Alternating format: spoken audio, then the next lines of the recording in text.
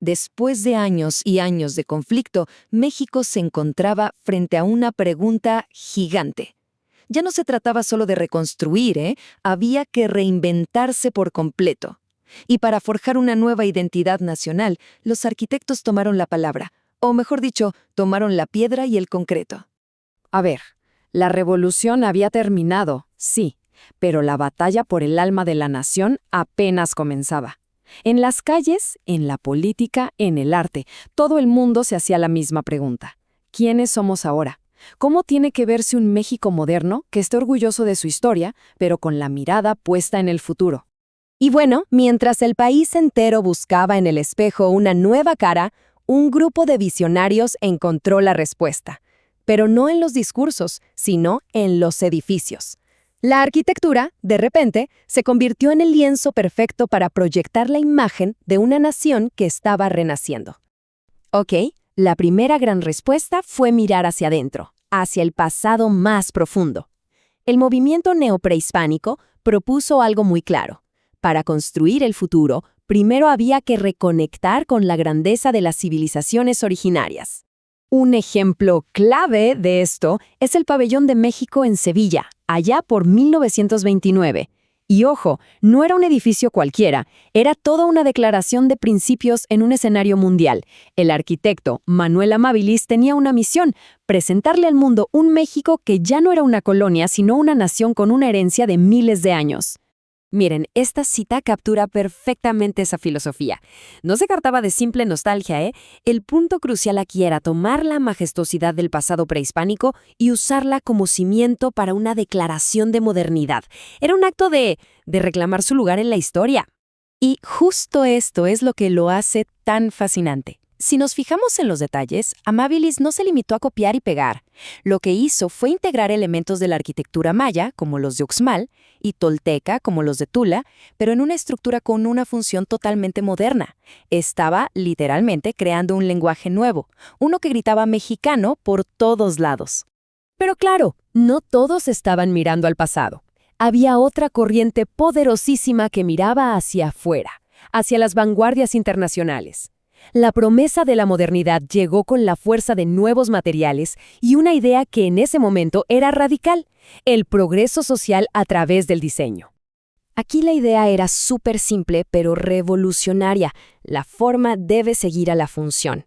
A ver, para un país con necesidades sociales enormes, escuelas, hospitales, sindicatos, el funcionalismo era la solución perfecta. La belleza no estaba en adornos caros, sino en la eficiencia.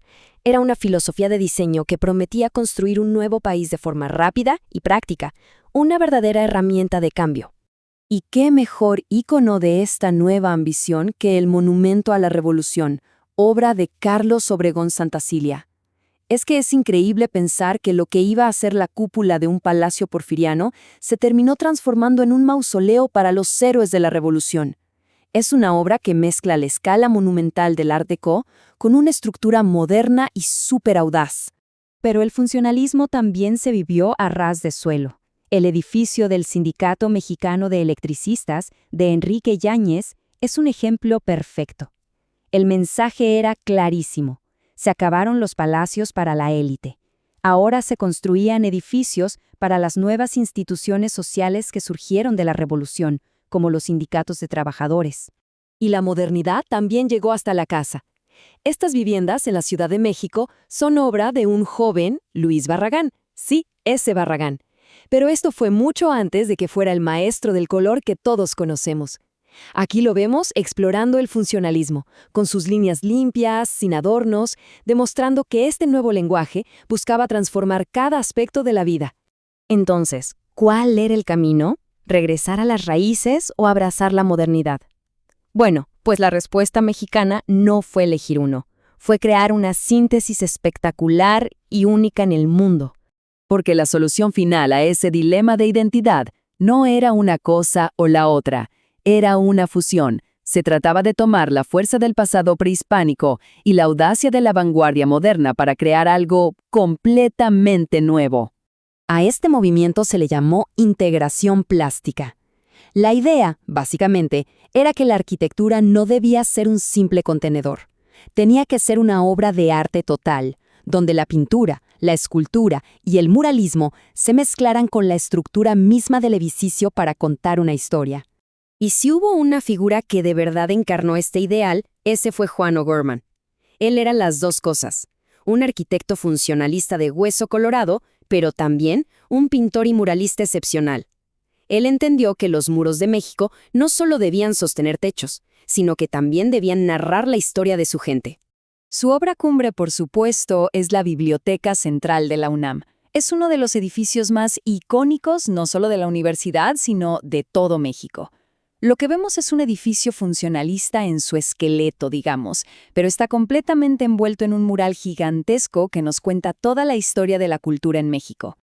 Y esto ilustra brillantemente el espíritu de la época. La creación de este mural no fue la obra de un genio solitario, Para nada. Fue un esfuerzo colectivo hecho con la ayuda de lo que el propio O'Gorman describió como un ejército de trabajadores. Esto era arte y arquitectura con una profunda vocación social. Así que, al final del día, ¿qué nos dejó este intenso periodo de experimentación? Pues ni más ni menos que las bases de la arquitectura mexicana que conocemos y que se admira en todo el mundo. Es que en solo unas décadas, la arquitectura mexicana recorrió un camino vertiginoso. En los años 20, recuperó sus raíces prehispánicas.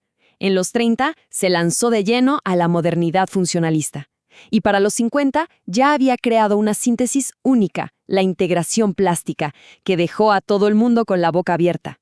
El resultado de toda esta búsqueda fue mucho más que un montón de edificios notables.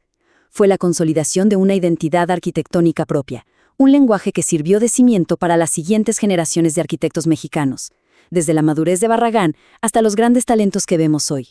Y eso nos deja con una pregunta para reflexionar. Si los edificios son la historia hecha piedra, la próxima vez que caminemos por nuestras ciudades, vale la pena detenerse un momento a observar. ¿Qué historias nos están contando los edificios de México hoy?